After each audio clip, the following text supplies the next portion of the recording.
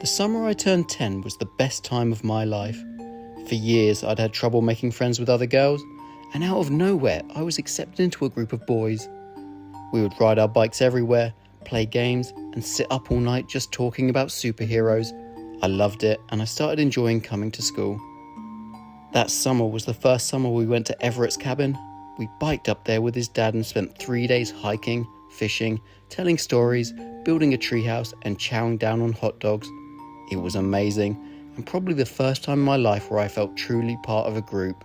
For the next few years we went back up there every summer. Sometimes we'd get another member, sometimes we'd lose one. People came and went, but we biked up there every summer nonetheless. They became my best friends. I was one of the original members, alongside Everett and Sam, but one year we had Lewis, another year there was Owen, and so on. But me, Everett and Sam, we were always there, the originals. By the time we all turned 14, there was another girl joining the group, Sam's girlfriend Jocelyn. I'd had trouble getting along with other girls, so I was a bit hesitant about having Jocelyn come along, but I was hilariously wrong. Within a couple of weeks, Jocelyn became my best friend. She was like the sister I never had. The year we turned 16 was the last time we would go up there as a group. By then, everyone was growing up. Some were going to college, others were getting a job. Hell, Sam and Jocelyn had just broken up and could barely be in the same room. Spending the summer in Everett's cabin became one of those things that you just stopped doing. We promised we'd go back up there someday and celebrate summer the right way, knowing full well that would probably never happen. And then, nothing. And as with all names and faces, they started growing distant. We kept in touch every now and then, but Sam, Everett and Jocelyn all went on with their lives. I did too. That was until a few years ago, when we all turned 30. By then, Sam was about to move out of state. His startup company had gained some traction and they were moving their main office.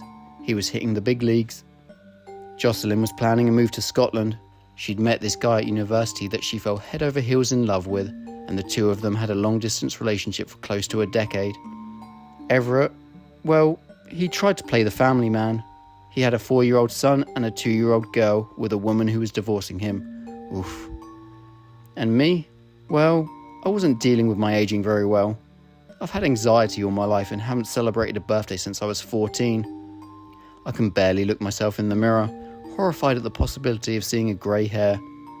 I'm a bit of a hypochondriac, truth be told, and I imagine feeling all kinds of cramps and pains because of my age. And yes, I know 30 isn't that old. Doesn't matter. But that summer, Everett sent us a message out of nowhere.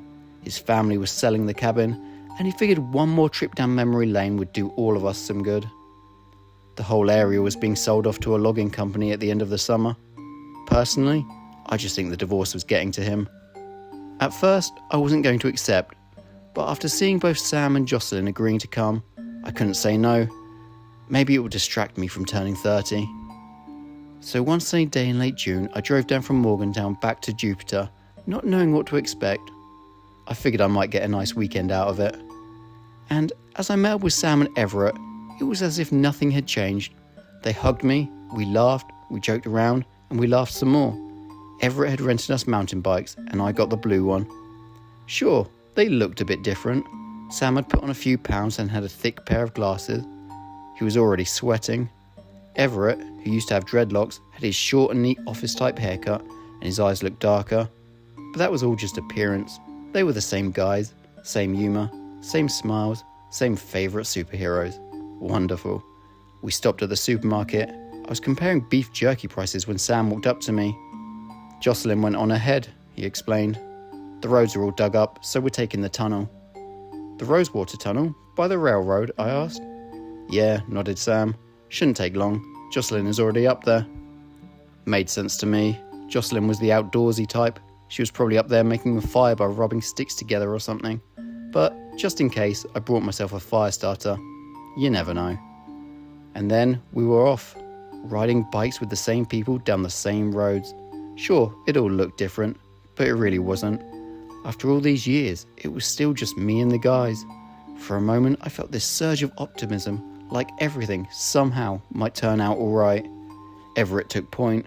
We followed a trail deep into the pine forest, sweating under the summer sun. The canopy was a blessing, hiding us from the afternoon heat.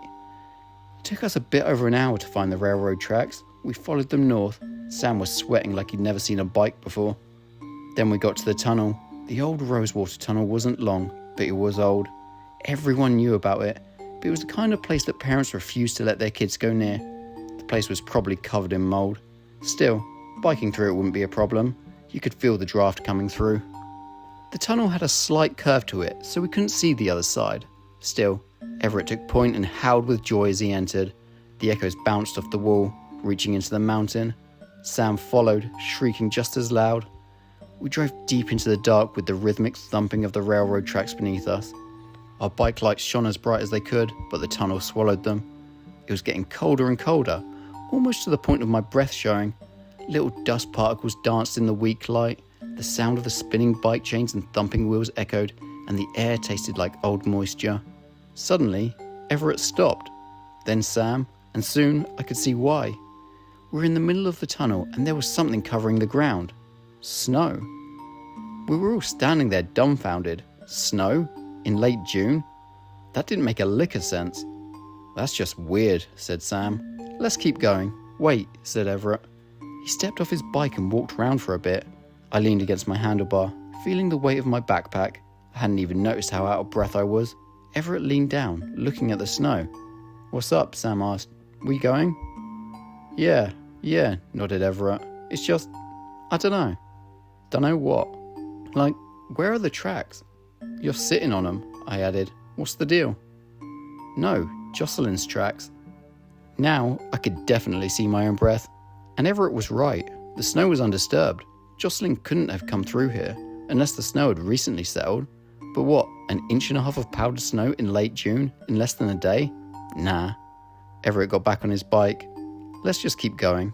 We biked through the snow. About 10 minutes later, we got to the edge of the tunnel. It had collapsed in on itself. The ceiling had caved in and filled the entire tunnel with a steep slant of solid rock chunks. It didn't look recent either. We just turned around. There was no reason for us to keep pushing forward, so we decided to just go back out and follow the, if somewhat broken, main road instead. We had bikes, we could go pretty much anywhere. Still, I couldn't help notice how Everett seemed a bit distraught. We all were. On our way back through the snow, I got the sense that something was off, but I couldn't put my finger on what. But right then and there, I was just happy we were leaving. Except, we didn't get far. The path we came in through had also collapsed. Did we make a wrong turn? Sam asked. I thought this was a straight line. It is, said Everett. This doesn't make sense.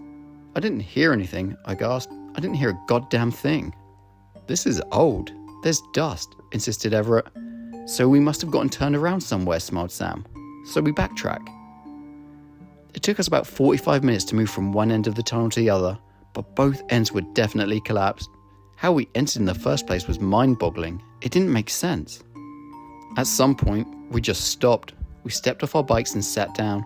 Sam used his phone as a flashlight, illuminating the dancing dust particles. The air tasted stale. No bars, Sam said. Tunnels suck. It doesn't make sense, groaned Everett. We got in. We can get out. How? I asked, throwing my arms up. I'm not seeing any exits. It fell. That's impossible, spat Everett. There would be a goddamn ear-bursting pressure. There'd be so much dust we wouldn't be able to breathe. And there wouldn't be a goddamn snow all over the ground. We tried to get our phones to work. We tried moving the rocks, but the thick moisture in the air had frozen, making them all stick together like bricks and mortar. There was no way. We wasted hours, and the temperature just kept dropping. I'd started shivering, and Sam's breath had frozen into little icicles on his beard. Everett paced back and forth, trying to come up with a plan. The snow was either expanding, or we just kept coming back to it. Either way, it was everywhere, and the temperature kept dropping, fast. At one point, that strange feeling in my stomach came back. I removed my bike light and used it as a torch. I noticed something in the snow. I could see our tracks, both from our bikes and our shoes. But there was something else, a slight impression. 2 thin parallel lines running next to the wall. They twisted and turned at times, but I couldn't make out what it was supposed to be. I called Sam and Everett over to help me, but we suddenly got distracted. Somewhere, deep in the tunnel, I heard something. A voice. You should be helping me. It came from further in, without a doubt in my mind, and after all these years, I could still recognise Jocelyn's voice. We tried to pinpoint where it came from, but the tunnel made it impossible. "Joss?" Sam called. "Joss, you there?" Nothing. We looked at one another. It took Everett a few moments to even attempt to accept this. "Joss?" Everett finally called out. "Jocelyn?" Still, nothing. We looked for her. I could feel myself growing more desperate as the air got colder. My teeth had started to chatter, and no amount of rubbing my arms changed a thing. My hairs were standing at attention, as if listening for warmth. Sam and Everett kept calling out to her, but we got no response. And all over the snow, I kept seeing those two parallel lines, just scraping the top of the snow. Either they'd been there for a while, or whatever was making them was something extraordinarily light, but there was no way of telling where it came from. I had no idea how many hours we spent walking up and down that freezing tunnel. At some point, we all gathered in a circle and wrapped ourselves in sleeping bags. I tried to use my fire starter, but we didn't have much to burn. We piled up some of our extra clothes and spent the better part of an hour setting it on fire. It burned for less than 10 minutes. At some point, we just stopped trying. Our hands were raw, and I started having cold sweats. We turned off the lights to save on battery, but my restless eyes kept moving. I could feel myself going cross-eyed, my mind confused by the pressing dark.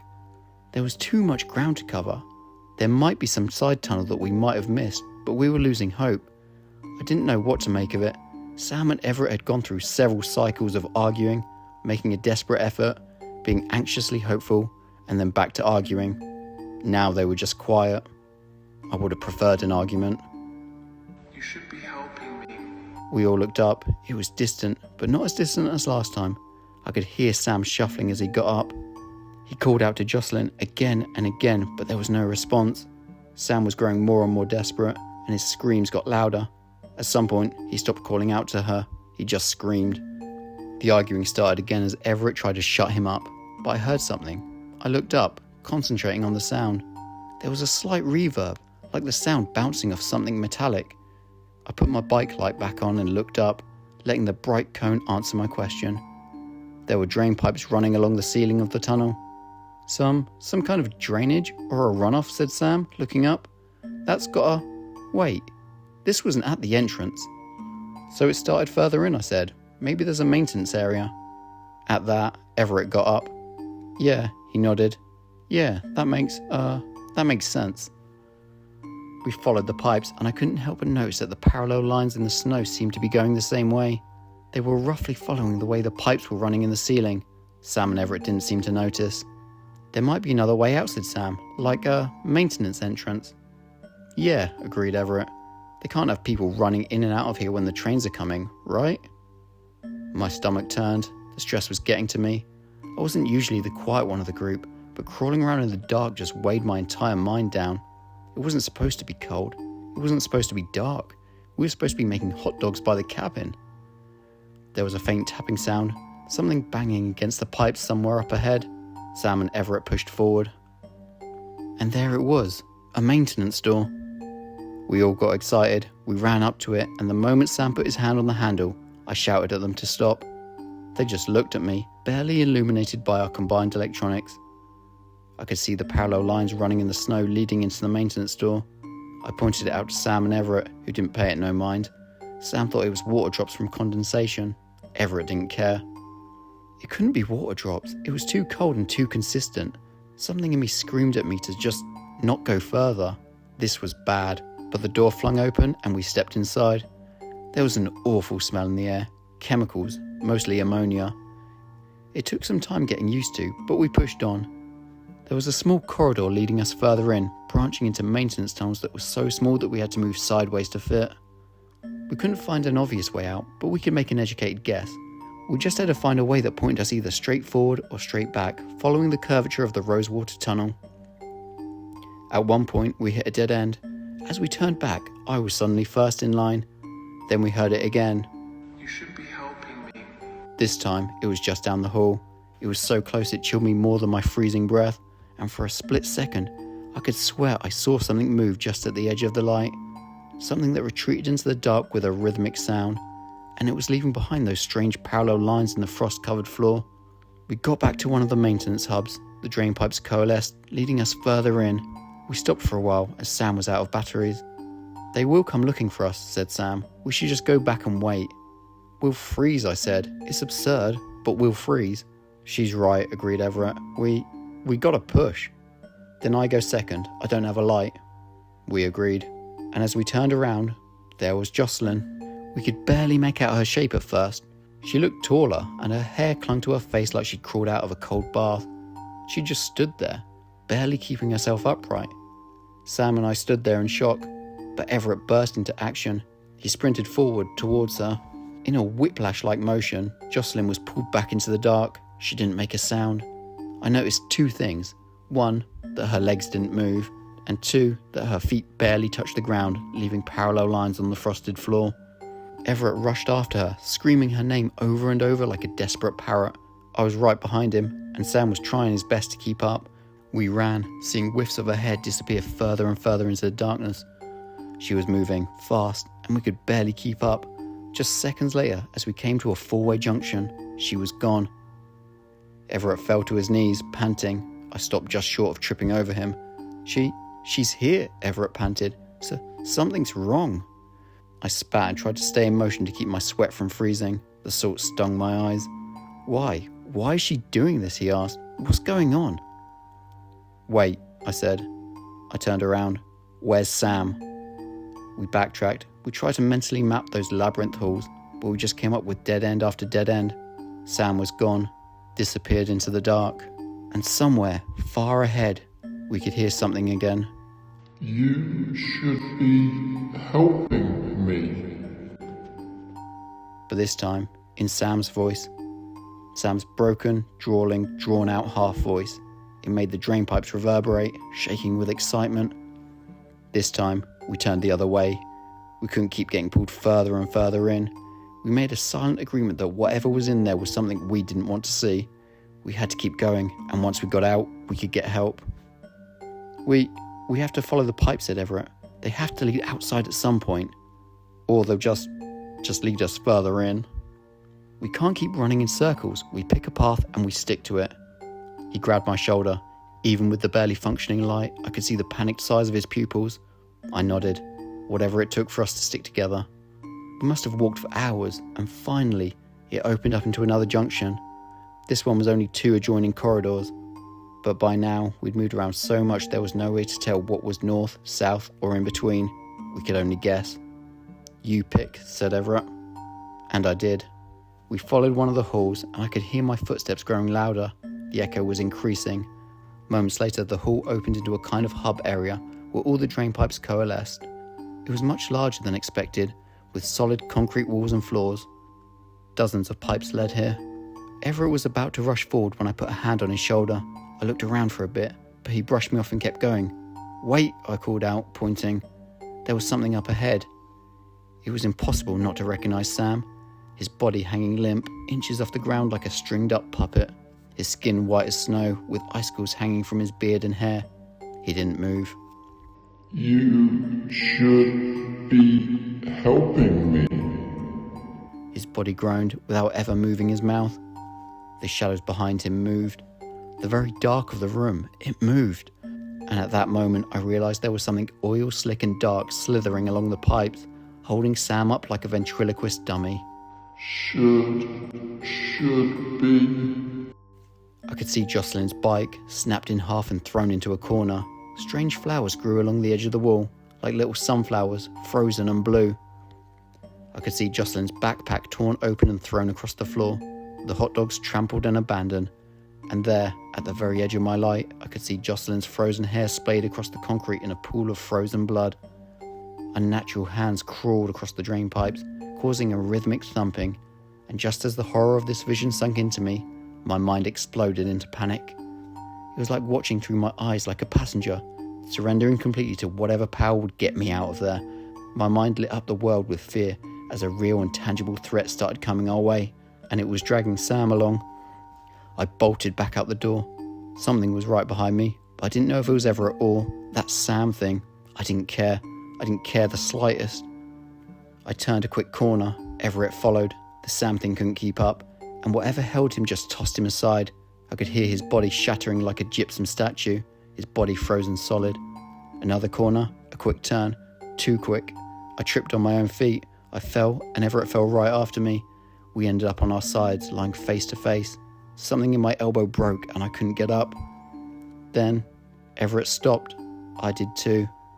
I held my breath, waiting for whatever pain there was to come. Everett looked at me, slack-jawed. His breathing stopped.